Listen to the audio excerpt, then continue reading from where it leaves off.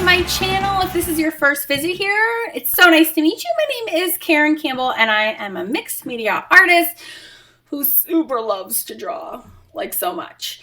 Today I have a special guest artist for you actually, because I like to share my love of teaching with some fellow artists from time to time, give them a little exposure, gives me a little bit of a break. But Jenny Manno is a California-based artist and she has a whimsical way of drawing faces that is like mouth-wateringly delicious. They're so damn good. So she is bringing you a really fun activity today, and it's called a contour drawing. Now, contour drawing is when you're just kind of ignoring the depth of an object and you're just focusing on creating an outline of whatever it is that whatever references that you're looking at. And since we're doing face drawings as of late, she's starting with a Pinterest reference, and that's available in the description box for you. And then she's going to be doing her own contour drawing version of it. And the way that it works is that you look at your subject. So say it's like the clock over there behind me. Okay, and so you're looking at it, and you don't pick up your pencil. So I'm like drawing, I'm not picking up my pencil, and I'm looking at the clock, and I'm looking at my paper, and I'm just gonna outline it. And the whole time you can't look up it's like a game, and you can't cheat by lifting up your pen, okay? And then you draw the clock, and you don't ever pick up your pen. So there's my clock, amazing. I know. Okay. And then in college, I did this in grad school where we would do blind contour drawings, and those are really fun too. And that's when you're not allowed to look at your paper. So you're like only looking at the clock and you're like, oh, I want to look at my paper so bad. And she's just like, no, look at your paper. So you're drawing and drawing and drawing and drawing. And like, what the heck is the point of all that? The point is that the magic of drawing doesn't start in your hands. It actually starts in your mind and with your ability to really observe the subject that you're drawing, okay? And that it doesn't matter what the subject is, it holds true for everything. So the idea is that you're practicing honing your observational skills and making sure that your head really understands what it is that you're recording on your paper. So if you do this over and over, you get better at really noticing those little tiny things, and it makes your drawing skills really take off and go to the next level. So I'm very excited for this week, and then she's gonna do her face and then she's gonna color it in. So get your papers ready, guys. We gotta be doing this together, all right? This is no joke. I hope you enjoy the tutorial. You can check out her Facebook group. She does weekly drawing prompts in her Facebook group called Next Generation Art. And yeah, give it up for Jenny Manno. Whoop! Have fun, you guys.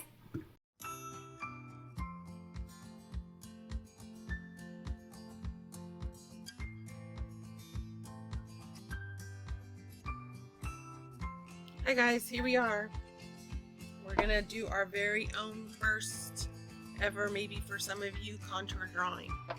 This is my actual sample that I'm using that I got off of Pinterest. I use it as my reference image. It took me a while though. I tend to fall down the rabbit hole of Pinterest hunting.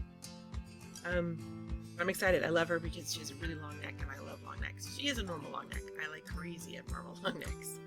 Right here, I was about to start doing it with my graphite mechanical pencil, but instead, I had the idea of doing it with my new Derwent maker markers.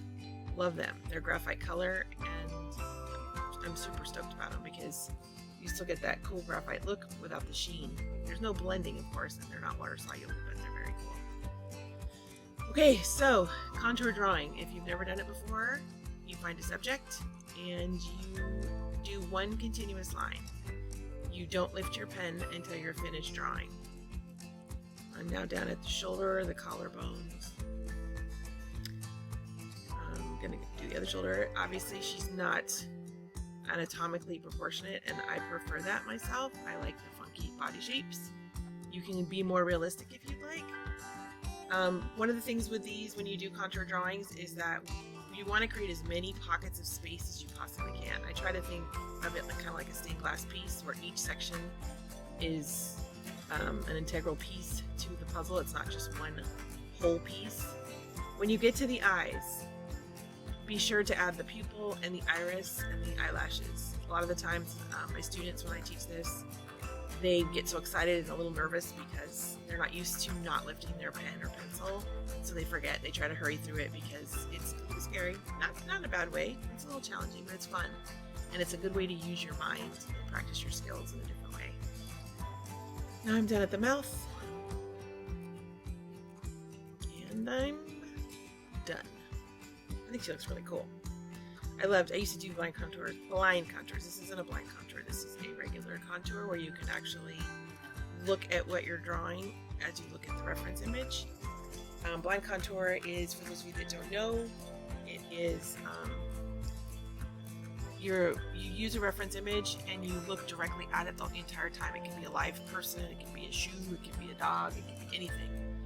You just don't look down as you're drawing. So, of course, your line is one continuous line. So if I was to pick up that line and just, like, throw it out, whip it out in front of me, it'd be one very long continuous line. But you don't look down. So when you do finally look down, it's actually a lot of fun because you think you're in the right spot, but you're not. So it's a really cool effect. Anyways, I just finished up and erased some of my pencil lines just for the circle. I had laid down a circle first before I got started. Now I decided, I first was going to do this only in graphite, but then I thought, I haven't worked in color in a long time. So I decided to use my Derwent marker and go in with my Prismacolor pencils, which are my favorite colored pencils.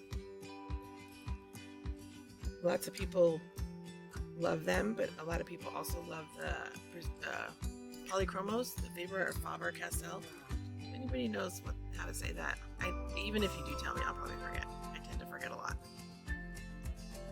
Let's go with polychromos though, because I won't forget. And people feel adamantly about those pencils, the polychromos. They love them, love them. I love Prismacolors because they're super buttery and they blend really well. And if you notice, I'm using my favorite color first. It's the chartreuse. But I go in with one color at a time and I pop it in throughout. I try not to put the same color next to itself because I'm thinking stained glass, and it just makes for a more interesting piece. I'm definitely not working with realism here. This is meant to be whimsical. I picked this process because I wanted you guys to still have the whimsy, but not to have the hyper focus. It's just like a quick focus because you're drawing out the contour drawing, which you do have to think on your feet. You can't spend a lot of time processing. You have to just move because it's one continuous line, especially if you're using a marker or a pencil or a pen or a Sharpie or something. Because if you look up in her hair, at the top left, you saw for a second I paused and you get a little dot, which is fine actually. It's just a cool effect. Totally doable. It doesn't really matter. But if the longer you hold it there, the bigger the dot gets because it is ink glued paper. So I like it because you're forced to move quick and make decisions right away instead of pondering. I find that I ponder a lot sometimes and I get stuck in that. It's not necessarily always a great thing. So now I'm gonna move on to the next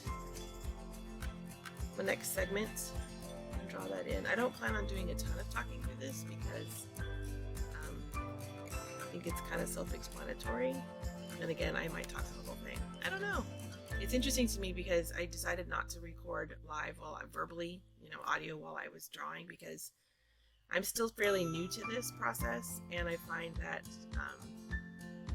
I tend to stop talking because I'm just working, and I'm used to just working kind of silently on my own with whatever music or something in the background. So I do it this way. So now I get to watch it back with you. It's like we're together.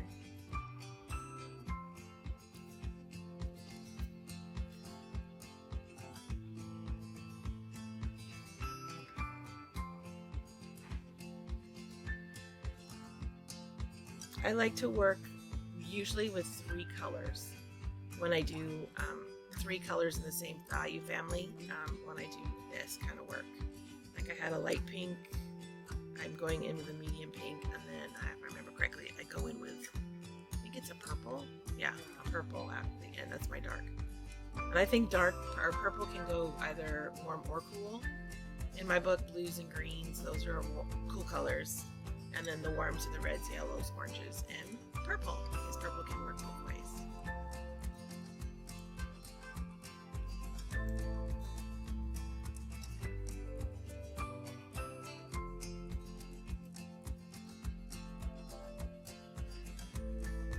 And I decided to keep it real time, the video real time, so that you guys can watch. You might learn something or see something, a technique that you've never noticed before or learned or discovered. So instead of speeding it up, I mean, it is kind of like watching paint dry, sort of, but slightly more exciting. And of course, you know, you have me in your ear, so that's kind of different.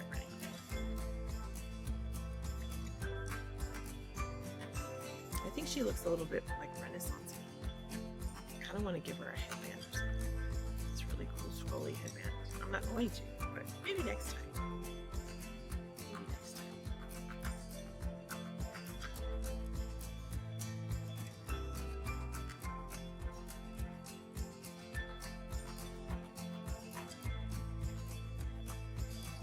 And I just got this new camera for Christmas. That was my big wish or my one wish for Christmas was a new camera, so I can actually record a good quality video. My last camera was more of a streaming camera, and I had the dickens of a time with it trying to auto adjust and with the light, and it was very frustrating. So I have this courtesy of my hubby. That was my surprise, my big Christmas gift, which I had him give me early so that I could start playing and learning it, so that when it came to this, I'd be ready to go.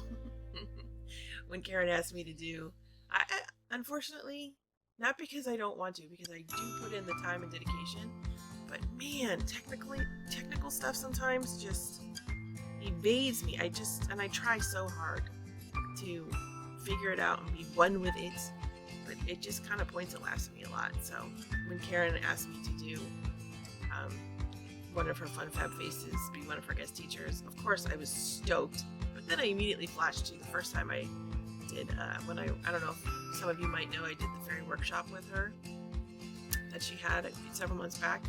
I was one of the guest teachers for that, and oh boy, I have a rough time with filming and editing. Yeah, so number one, and that was just, I had just started, so I quickly learned I needed a better camera immediately and a better editing program. Thank God for our Karen, because man, she is the patience of a saint. I don't know how many times I'm like, please help. I would send texts or messages like, could you please ask your brilliant son to help me? I even offered to pay him.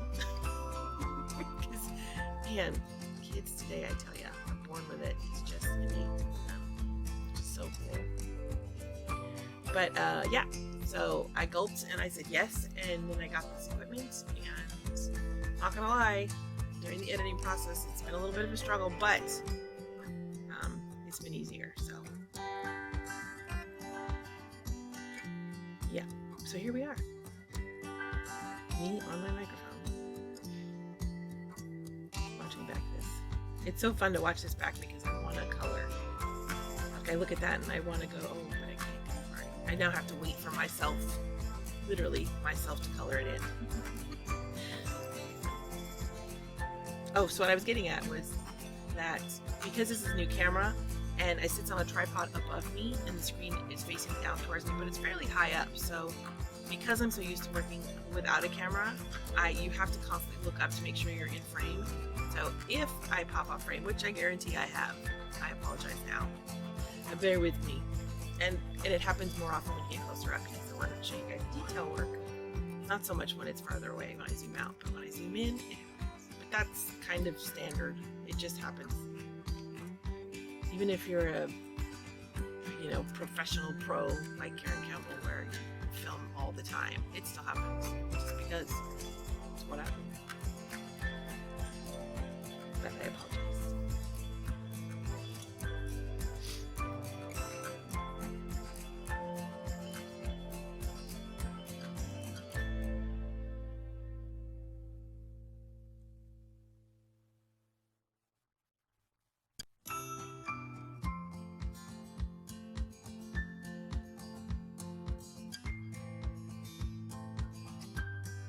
That light blue is a light aqua color. It's one of my hands down favorite colors.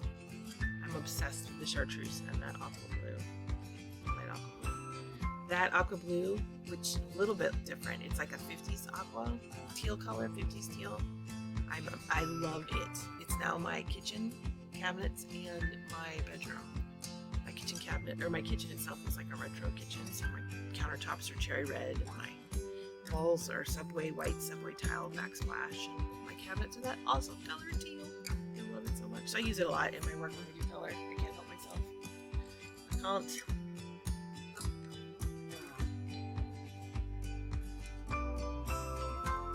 While I sit and color, I suggest that you guys have seen me do, if you're hanging out and you decide to watch the whole thing and not jump to the end, which is fine, you can do whatever. I would suggest start practicing your contour drawings. Don't just think it has to be portrait. It can be, like I was saying earlier, it can be your dog, it can be your cat, it can be a shoe, it can be the Christmas tree that I'm staring at right now, it can be a phone, it can be anything, as long as you just practice the contour part of it. You'll get kind of addicted. I was very addicted to this for a long time, and I find that a lot of people tend to, because I've taught this a lot, a lot of people tend to work, especially if they're beginning at it, they have this nice big 8.5 by 11 piece of paper, and then they work, when you're all finished, you work really, really small because it's easy to control. So they have this little tiny subject in the middle of this big vast piece of white paper, and it's cool, but unless you're working with really, really fine, materials like markers, or I'm not sure, you can only get a colored pencil so fine. Remember what I said earlier about all the segments you need to create, so you have a bunch of space to color and add detail. If they're too small, you don't have a lot of them to work with, so I suggest do it over and over again until you get more comfortable with it. And you don't have to color this all with colored pencil. You can color with marker.